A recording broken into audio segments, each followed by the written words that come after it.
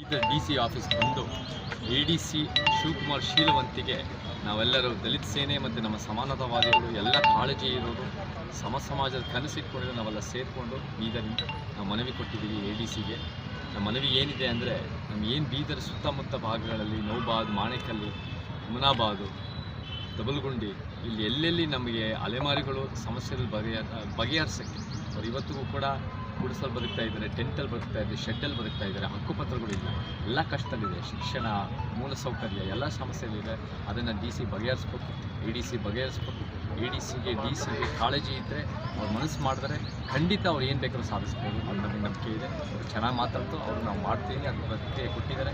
ನಾವೆಲ್ಲ ಅದನ್ನು follow up ಮಾಡ್ತೀವಿ. ನಾವೆಲ್ಲ ಇದು ಆಗೋವರೆಗೂ ನಮ್ಮ ಅಲೆಮಾರಿಗಳು, ನಾವೆಲ್ಲರೂ ಕೂಡ ಅಲೆಮಾರಿ ಪರವಾಗಿ, ನಾವೆಲ್ಲರೂ ಕೂಡ ಮೂಲತಃ ನಾವು ಅಲೆಮಾರಿ ಸಂಸ್ಕೃತಿ, ನಮ್ಮ ಕರ್ನಾಟಕ ಸಂಸ್ಕೃತಿ, ಅದನ್ನು ಎತ್ತಿ ಹಿಡಿಯೋದು ನಮ್ಮೆಲ್ಲರ ಕರ್ತವ್ಯ. ನಾವು ಇದನ್ನು ಫಾಲೋ ಅಪ್ ಮಾಡಿ ಬೀದರ್ಗೆ ಎಲ್ಲರಿಗೂ